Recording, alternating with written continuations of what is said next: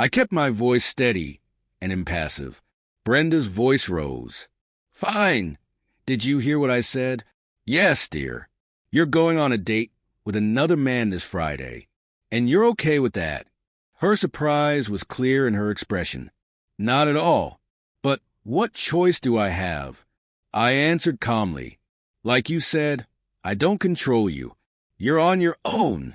The determination in her voice and the look on her face told me she was resolute in going through with it. So, what choice do I have left? She asked. I'll be back. Don't let your fragile male ego get in the way, she retorted, her tone softening. I love you, and I'll make it right. You'll see. You know it's wrong, I said, my voice unwavering. What do you mean? She asked, her confusion clear. I never said anything like that.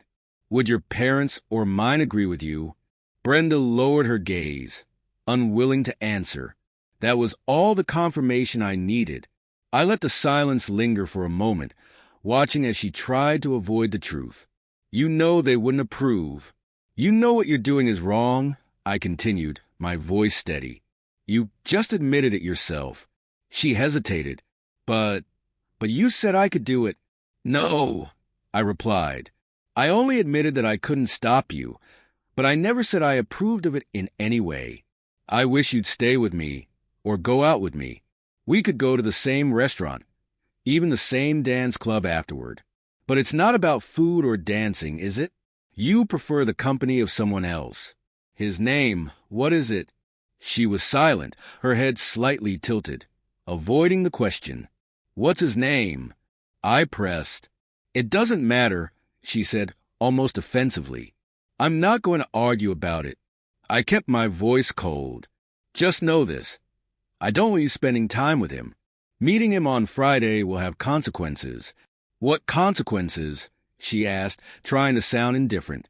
Like you, with Ms. or Encore, I said. You're not just beautiful. You're smart. I've told you that before, and I keep telling you because I mean it. She shifted uncomfortably, but I continued.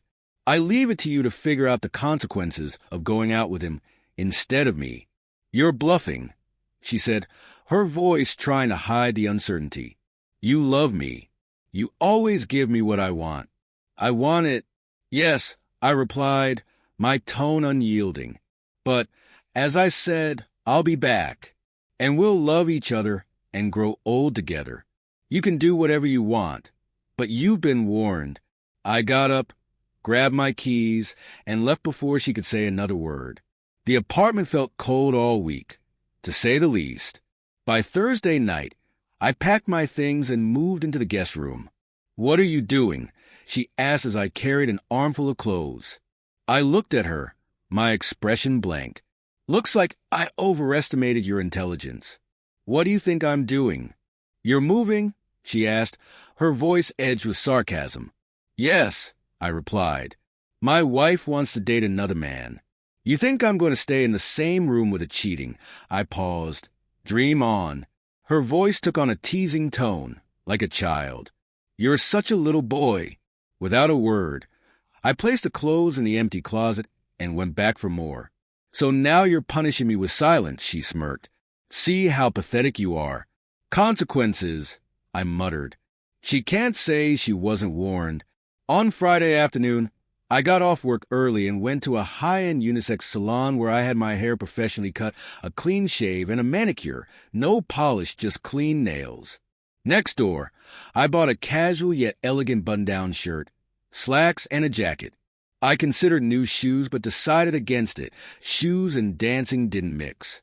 On the way home, I stopped at a car wash for a deep clean. My truck seemed confused by the treatment. At home, I took a shower. When I heard Brenda go into the bathroom, I waited for her to finish. Half an hour later, she came down wearing a new dress, one I hadn't seen before. It was a few inches above her knee, giving everyone a generous view of her cleavage. She stopped at the last step, clearly expecting a compliment.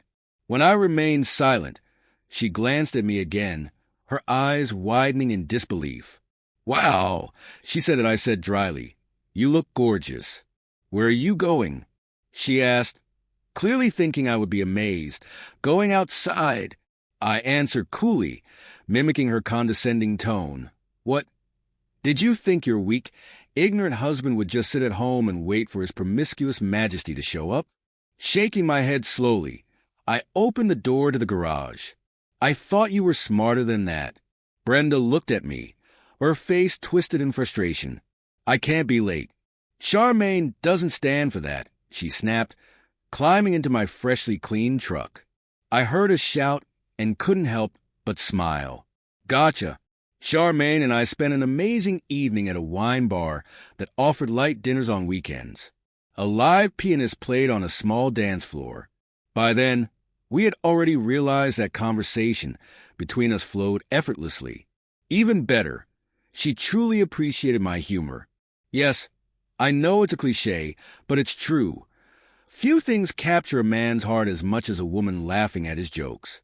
Dancing together felt electric, like sharing an intimate moment in shoes.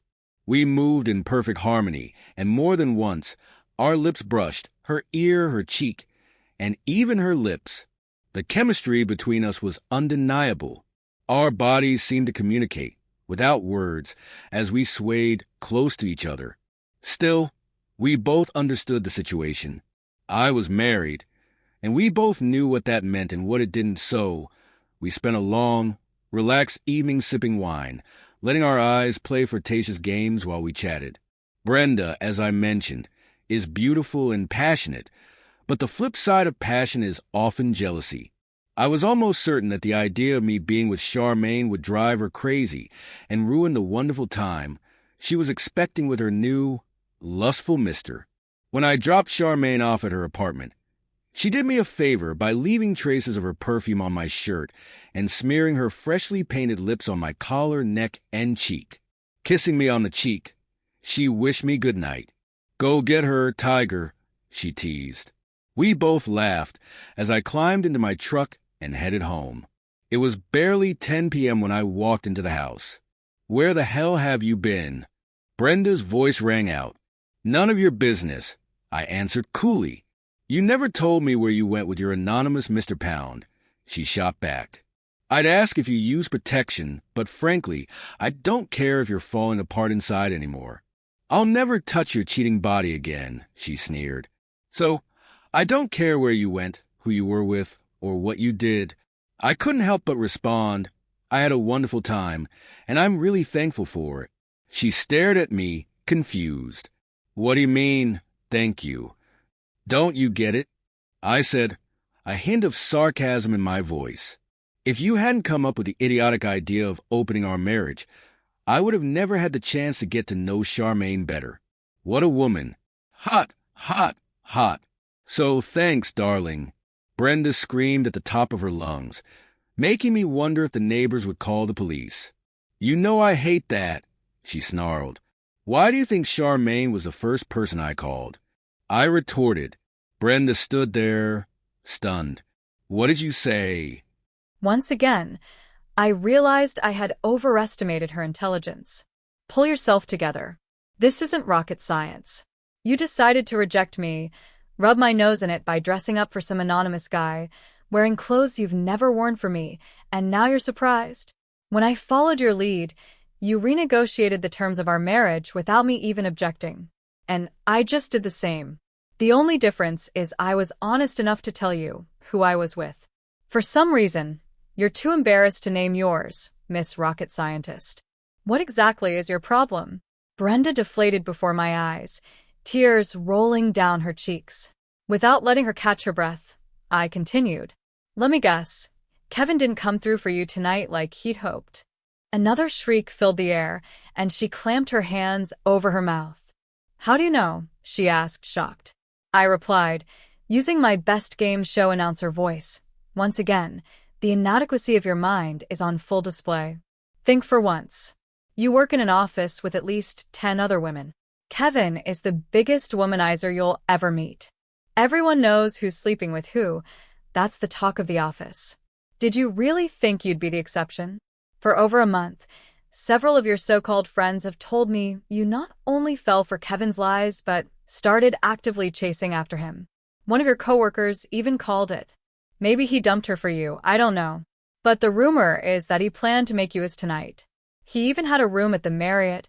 Her wide eyes were a clear indication of her shock and the realization that she had been made a fool of. Apparently, he's using the Marriott for the first night. After that, it's the Motel 6 or one of the women's houses. You didn't know that, did you? She burst into tears. Oh, Rick, I'm so sorry. You're right. I'm such a fool. How can you stand being married to someone like me?